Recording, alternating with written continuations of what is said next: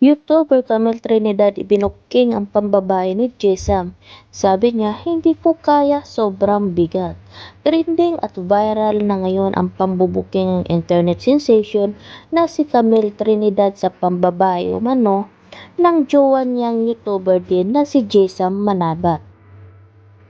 Kumalat sa social media ang screenshot ng pakikipagpalitan ng mensahe ni Jisam sa mga babaeng sinasabihang dahilan ng away at pagkakalabuan nila ni Camille.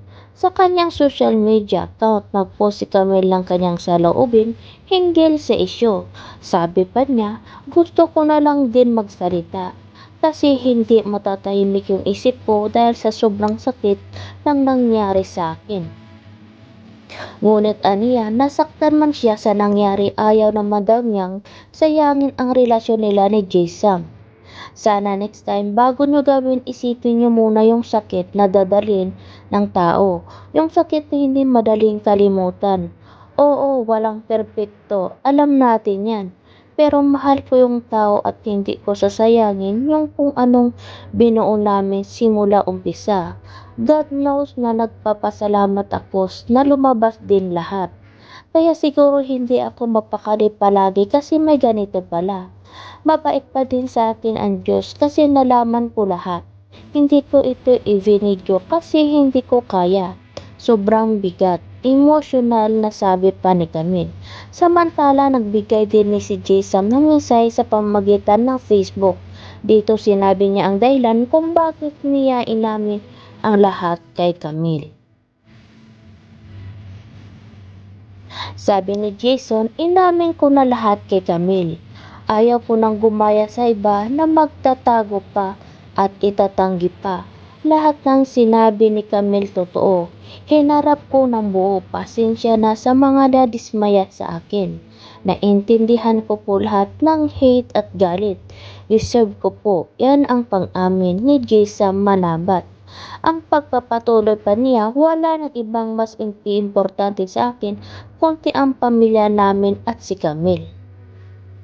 Sinabi ko na lahat sa kanya, lahat po ng sinabi niya sa akin po mismo nang galing yun. At inaamin ko po lahat ng iyon bilang lalaki. Maraming salamat sa mga nagmamalasakit na nagchat-chat sa amin ngayon. Maraming salamat sa pagkahulog namin. Mas lalo naming nakikilala kung sinong nandito para sa amin at kung sinong totoo sa amin. Yan ang pahayag pa ni Jason. Sabi pa ni Jason, hindi raw deserve ni Camille ang mga nangyayari sa kanilang dalawa. Mahal na mahal kita, Camille. Di mo deserve ang Jason na kagaya ko. Una nang nag-post si Camille Trinidad sa kanyang social media account tungkol sa kanyang nararamdaman. Sinabi niya dito na gusto ko na lang din magsalita kasi hindi matatahimik yung isip ko dahil sa sobrang sakit ng nangyayari sa akin. Yung sa pag-check-in nila Jesam sa Highland Valley, nakasama niya yung pinsan niyang magaling, Kem Gayo Babaero, na tuwang-tuwa pa dahil iinom sila at walang ibang iniisip kundi mambababae. Never ako naging panatag sa pinsan niya na yan dahil kahit nasa kondo pa kami, ikaw ba naman kaharap po si Jason tapos sasabihin niya, tingnan mo to Jay, o ang ganda ng babae, sobrang nakakabastos lang na kahit hanggang nasa bahay na kami, bastos pa rin ang bibig niya. Ni hindi man lang niya naiisip bago magbitaw ng salita. Ni wala na siyang gagastusin sa bahay, lahat libre. Ultimong mga naka-aircon pa. Sobrang pangit na impluensya niya ay Jason. At ikaw ba naman na pinsan niya, makikipagkumpetensya ka sa kapwa pinsan mo? Kapag nakikita niyang may magandang nangyayari sa amin, parang gagawa at gagawa ng ikakasira namin. Sobrang tagal ko nang kinikimkim ng mga ganitong pangyayari, hindi ko na lang din matandaan yun dati. Yung mga panahong naka-check-in kayo ni Jesam at lasing na lasing, na yung tao ikaw tong mas matanda sa kanya. Ikaw pa tong nagpupush. Ayusin mo naman utak mo. Mga nakalipas na oras naging okay kami ni Jason, pero hindi ko alam nagkaroon ng halikan. Dahil lang sabi lang nila sa akin, nag-inom lang sila at walang babae. So naging okay kami at walang kalam-alam makalipas ng ilang panahon. Nung malapit na kami mag 4th year anniversary, umalis na naman sila. Ugali kasi pag nag-aaway, umaalis sa bahay na dapat hindi naman gawin. Nagkaroon na naman kami ng tampuhan. So umalis sila noon, naglaon yun. Sila pero hindi sila nakapasok dahil lockdown.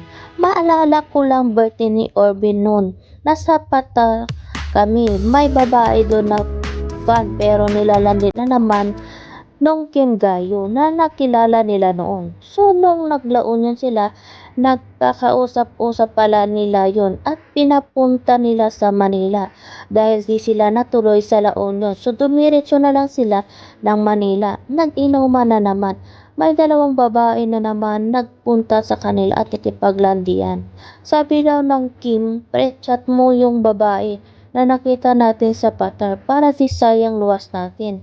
Tapos ayun nga, pumunta yung isang kakilala is parang nakalandian ng kapatid kong si Cholo, which is bata pa at di ko alam kung gaano kalakas yung impluensyang ginagawa nung Kim.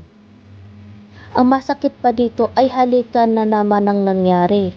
Jane, Aligato, at iba pang babae. So 2 days akong umalis ng bahay noon at nagmuni-muni pero hindi ako nagloko o nakipagkita sa kung sino-sino. Dahil ang alam ko lang ay misunderstanding at nahilig si Jesam sa alak dahil may pinagdadaanan din siya na never niya ino-open sa akin. So makalipas naman ng ilang panahon, naging okay na naman kami pero ito naman yung time na wala na kaming kasamang family sa bahay kaya walang nanggagabay which is money dahil magulang talaga ang dapat pinapakinggan sa lahat. So parang kami lang ni Jesam yung anditong matanda sa bahay tapos lahat puro bata na sila Aubrey, Cholo, Adrian, Jasper, Kim at JD. Tapos kami nga ni Jesam puro inom nangyari hanggang sa yung bahay namin. Sobrang dumi sa sobrang gulo na. Nagkaroon na naman ng problema at umalis na naman ng bahay. Naging ugali nung paalis-alis ng bahay bigla tuwing mag-aaway. So, nagpunta sila ng Tagaytay. Sobrang sakit lang na yung nagtrabaho sa amin na nagta-translate sa YT namin is nakakausap ni Jisam, hindi ako makapaniwala. Oo, aaminin ko lagi. Ako nagtatanong sa kanya kung niloloko mo ba ako. Ganito ganyan kasi as babae, parang palambing lang yun, diba? Kasi gusto natin ng assurance palagi.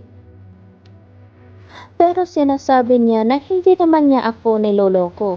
So panatag ako hanggang sa akala ko nasa Tagaytay lang sila noon at nagagalak pero may kinita na naman at nakipag-inuman.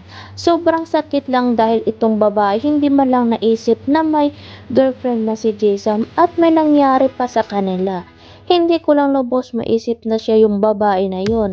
Neka Bernardo, pag nag-uusap sila, nag-heartan pa ng chat. Ang sakit lang sana ikaw na yung umiwas. Tas mga panahon na yan na impluwensyahan si Jason. Di niya alam ang gagawin niya.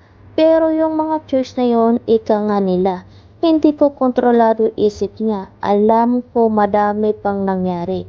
Pero dati nung wala pang nagdala ng alak sa bahay, sobrang okay ng lahat. Nag-open sa akin si Jason ng lahat-lahat. Nang pinaghugutan niya kasi ayaw ko patagalin at gusto ko na nagsagot dahil yun lang naman ang gusto natin, lalo na kapag alam mong nagmamahal ka ng totoo. Dagdag pa ni kami, sana next time bago nyo gawin, isipin nyo muna yung sakit na dadali ng tao, yung sakit na hindi madaling kalimutan. O walang perfectong tao, God knows nagpapasalamat ako kasi lumabas din ng lahat. Kaya siguro hindi ako mapakali palagi kasi may ganito pala, mabait pa din sa akin ang Diyos kasi nalaman ko ang lahat. Hindi ko ito binidyo kasi hindi ko kaya sa sobrang sakit. Yan ang unang post ni Camille Trinidad sa kanyang social media kung saan nilabas niya ang lahat ng kanyang saloobin tungkol nga sa kay Jason at ang nangyayari sa kanya kasama ang mga babae nga di umano ni Jason na ang kanyang jowa ngayon at kapartner sa buhay.